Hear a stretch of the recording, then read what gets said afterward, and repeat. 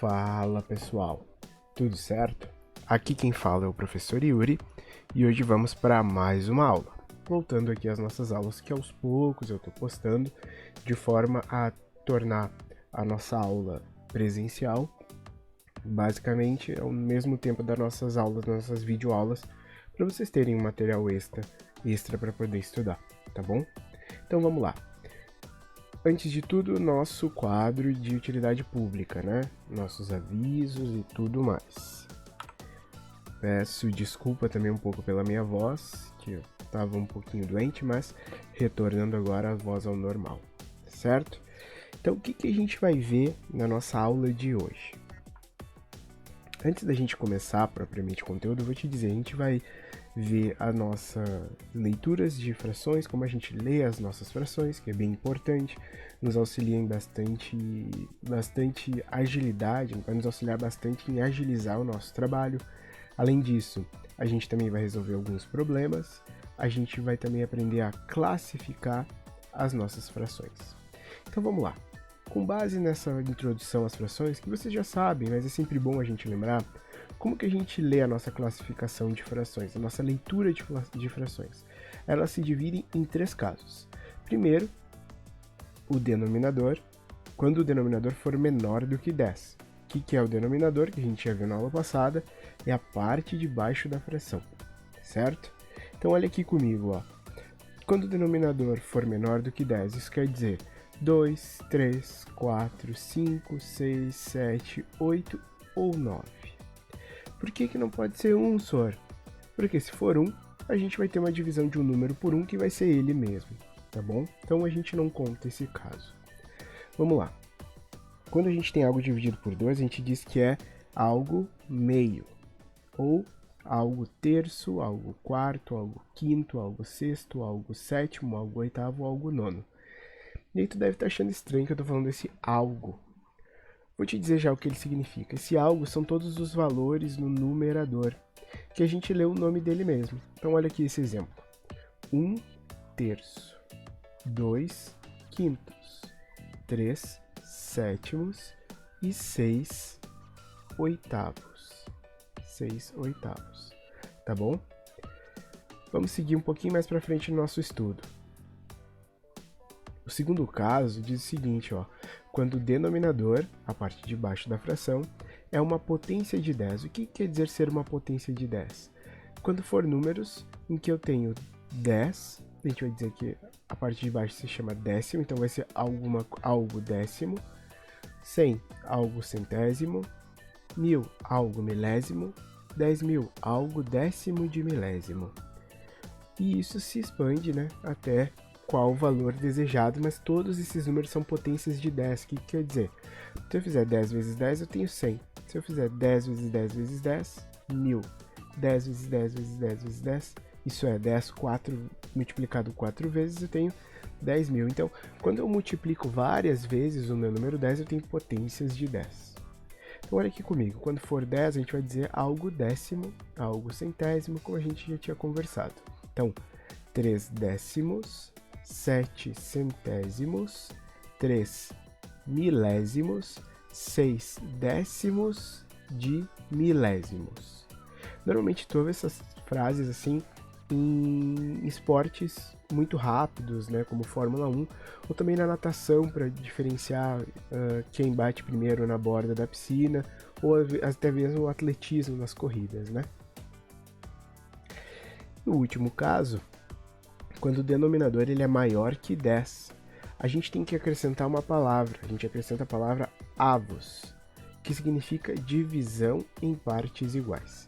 Esse avos vem lá do latim, né, nas suas origens. Na verdade, ele vem antes do grego e foi adaptado ao latim, quando a gente começou a ter uma quantidade muito grande de matemáticos provenientes da Península Italiana. Então, o que a gente tem ali aqui, ó?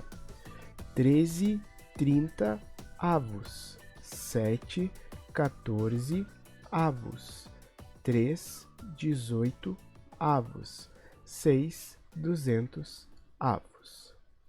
Tá certo? Tranquilo? Vamos aqui, ó. Vamos fazer um exercício para a gente poder praticar um pouco. A gente tem que nomear essas cinco frações aqui né, escrever o nome delas por extenso. Eu vou fazer contigo, e aí, né, só não repara a minha letra não sendo a das mais bonitas, mas vamos tentar fazer juntos. Aqui eu tenho aqui, ó, 1, 12 avos. Por que eu boto avos? Porque o meu denominador é maior que 10. Aqui eu tenho aqui, ó, 3 quartos. O que a gente tem aqui agora, ó?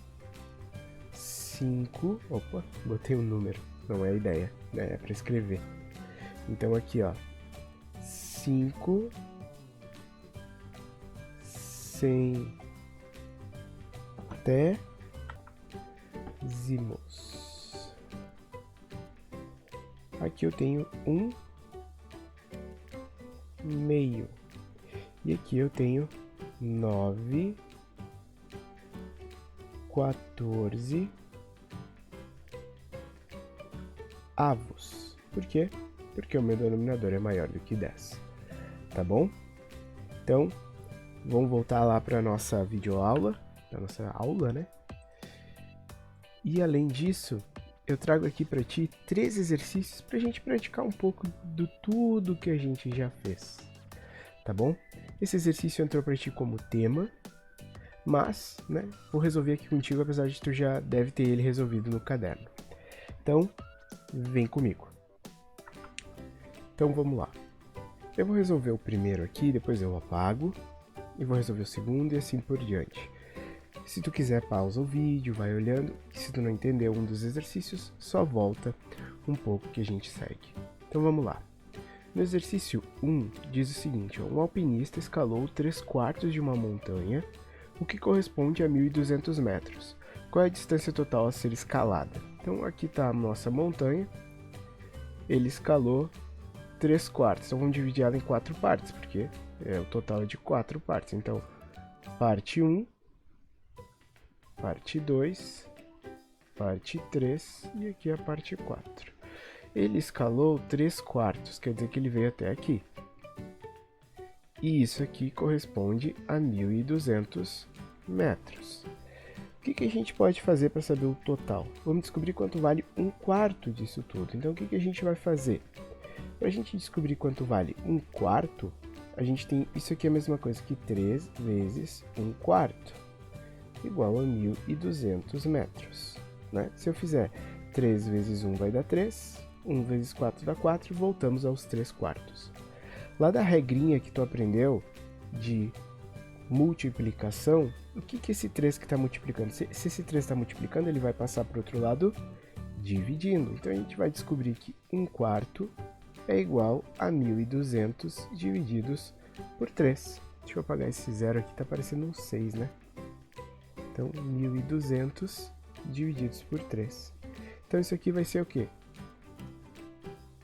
400 metros. Então, 1/4 equivale a 400 metros. E aqui, cada quarto cada parte desta montanha tem 400 metros. O total, então, vai ser o quê? 400 metros vezes 4, porque são 4 partes que a montanha está dividida. Isso aqui vai dar 1.600 metros de altitude, tá bom? Espero que tu tenha entendido. Qualquer coisa só deixa aqui nos comentários. E não esquece de te inscrever no canal, que a gente vai ter sempre as nossas videoaulas que podem te ajudar a estudar, tá bom? Vamos lá então, agora no exercício 2. Vamos seguir aqui a mesma ideia que a gente fez no exercício 1. Diz o seguinte aqui no exercício 2. Para encher 2/5 de uma piscina são necessários 60.000 litros de água. Qual é a capacidade total dessa piscina? Então, ó, vamos imaginar aqui a nossa piscina. O que acontece? Ela foi dividida em 5 partes. Então, aqui, ó, 1, 2, 3. Vamos aumentar aqui mais um pouco essa altura. 4, 1, 2, vamos botar aqui parte 1, 2, 3, 4 e 5. Só que 2 quintos dela, essa parte aqui, deixa eu até mudar o tipo de pincel que vai ficar mais legal. Essa parte aqui já foi preenchida de água e essa parte aqui também, que corresponde a 2/5 da piscina. Então, aqui, 2/5 da nossa altura de água na piscina, que é igual a 60.000 litros. O que ele quer saber? Qual é a capacidade total da piscina? O quanto que a piscina aguenta de água? Como é que a gente vai resolver? Da mesma maneira que a gente fez o anterior. 2/5 é igual a 60.000 litros. Só que o que a gente consegue descobrir? Que isso aqui é a mesma coisa que 2 vezes 1/5, que a gente vai descobrir quanto que é 1/5 dessa capacidade da piscina. Então, se esse 2 está multiplicando, passa para o outro lado dividindo aquilo que tu já aprendeu. Então, 1/5 é igual a 60.000 dividido por 2, que é igual a exatamente a 30.000 litros. Só que a nossa piscina ela é dividida em 5 partes. Isso aqui corresponde a 1/5 só.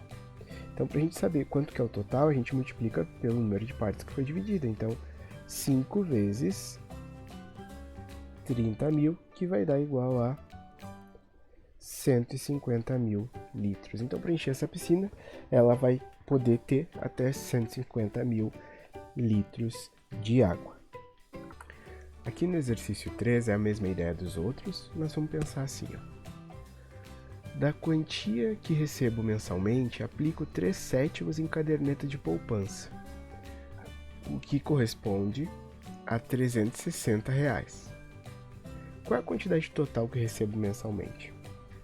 Então, de novo, aqui no exercício 3, a gente sabe que 3/7, eu dividi meu salário em 7 partes, eu invisto. E esses 3/7 correspondem a R$360. O que eu vou descobrir? Quanto que é 1/7 desse meu salário? E como que eu faço para descobrir isso? Vou escrever aquilo ali como sendo 3 vezes 1/7, que é igual a... Deixa eu arrumar esse 3 aqui. Que é igual a 360. Esse 3 que está multiplicando vai passar para o outro lado dividindo. Então, 1/7 é igual a 360 divididos por 3. Que isso aqui dá igual exatamente a R$120. Então, R$120 é o salário dessa pessoa. Só que a pergunta é, qual é a quantidade total que recebo mensalmente de salário? Então, se isso é 1/7, eu preciso pegar esse 120 e multiplicar por 7. E aí, com isso, a gente vai ter o salário total da pessoa, que é de R$840. Tá bom? Espero que tu tenha entendido. Qualquer coisa, deixa aqui nos comentários que eu te ajudo, tá bom? Deixa um comentário aqui que eu te respondo e te ajudo. Além disso, a gente também vai estudar nessa aula, como a gente já tinha conversado, os tipos de fração. A gente tem 2 tipos de fração: as frações próprias e as frações impróprias. O que são as frações próprias? Elas ocorrem quando o nosso, presta atenção aqui, olha para mim, numerador, ele é menor que o nosso denominador. Então aqui, numerador menor que o denominador, numerador menor que o denominador, em todos os outros casos. Então aqui a gente tem 4 frações próprias, tá bom? Nunca te esquece, fração própria, numerador menor que o denominador. Já as frações impróprias, a gente tem, além dela ser uma outra classificação, ela se subdivide em mais 2, que são as frações impróprias não aparentes e as frações impróprias aparentes. O que são as frações impróprias não aparentes? Quando não consigo dividir o numerador pelo denominador. Quando eu não consigo dividir o número de cima pelo número de baixo. O que eu quero dizer com não conseguir dividir? Não vou ter como resultado um número inteiro, vai dar algum número com vírgula. Então, por exemplo, se eu tentar dividir 7 por 8, não vai dar certo. Eu não vou conseguir uma divisão inteira. Então aqui eu tenho, claro, antes de tudo, né? As frações impróprias, a gente tem o numerador maior que o denominador. Então, numerador maior que o denominador, e eu não consigo dividir o 7 por 4. Então, isso aqui é uma fração imprópria não aparente. Numerador maior que o denominador, função imprópria. Não consigo dividir o numerador pelo denominador, uma função imprópria não aparente. Numerador maior que o denominador, fração imprópria. Não consigo dividir 9 por 8, fração imprópria não aparente. O outro tipo de fração imprópria são as frações impróprias aparentes, em que eu tenho o numerador maior que o denominador e ainda eu consigo dividir um pelo outro. Por exemplo, 4 dividido por 4, 9 dividido por 3, 16 dividido por 4. Aqui todos os numeradores são maiores do que o denominador e, inclusive, eu consigo dividir um pelo outro. Tá bom? Então, como resumo, para tu não ficar igual esse cara aqui, sem entender muita coisa, vamos de novo, ó. Fração própria são todas aquelas frações em que o numerador ele é menor que o denominador. Perfeito. Frações impróprias são aquelas em que o numerador ele é maior que o denominador, mas eu ainda posso dividir a imprópria em duas outras, que são o quê? Imprópria não aparente, quando eu não consigo dividir o numerador pelo denominador, e imprópria aparente, quando eu consigo dividir o numerador pelo denominador. Então, para a gente conseguir fixar bem o que a gente está estudando, vamos classificar essas 8 frações aqui, e aí, com isso, a gente conseguiu concluir a nossa aula de hoje. Bora lá? Então, só deixa eu passar esse exercício, que foi o último que a gente fez. Então, vamos classificar. Mas antes de classificar, eu vou botar aqui, ó, uma legenda para nós, para ficar mais fácil. Então, tudo que a gente classificar como triângulo vão ser as frações próprias.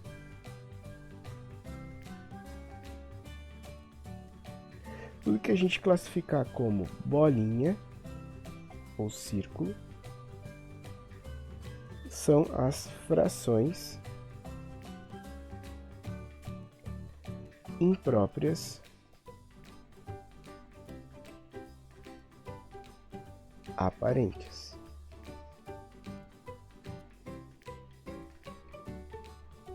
E tudo que a gente classificar como quadrado, esse quadrado aqui ficou mais um retângulo, né, do que um quadrado.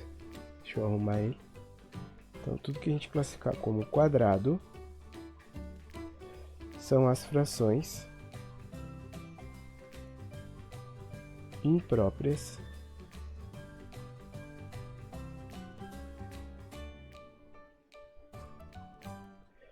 não aparentes. Além disso, vocês vão achar em outros livros e tudo mais algumas outras legendas, como frações próprias são P. Frações impróprias aparentes, a gente só pega as nossas iniciais, né? Então vai ser antes, então a gente só pega as letras iniciais. Deixa eu botar aqui. Fração própria, fração imprópria aparente e fração imprópria não aparente, mas a gente vai usar a classificação do triângulo, bolinha e quadrado. Então, o que a gente tem aqui? O nosso primeiro caso, isso aqui é uma fração própria, então, triângulo. Isso aqui é o numerador maior que o denominador, então é uma fração imprópria, mas eu posso dividir, então, uma fração imprópria aparente. Então, bolinha. Aqui, numerador maior que o denominador, então uma fração imprópria, só que eu não posso dividir eles, então é uma fração imprópria não aparente, que a gente vai chamar de quadrado. Numerador menor que o denominador, fração própria, então triângulo. Numerador maior que o denominador aqui no item E, mas não consigo dividir eles, então é uma fração imprópria não aparente. Numerador maior que o denominador, fração imprópria, não consigo dividir, então imprópria não aparente. Numerador maior que o denominador, fração imprópria, consigo dividir eles, então fração imprópria aparente. Numerador maior que o denominador, então isso aqui é uma fração imprópria, consigo dividir o numerador pelo denominador, então fração imprópria aparente. Certo? Espero que tu tenha conseguido entender. São bastante conceitos, pode dar uma complicadinha, mas não te preocupa. Segue teu estudo, qualquer dúvida deixa aqui nos comentários que eu te ajudo. Nos vemos na próxima aula. Tchau!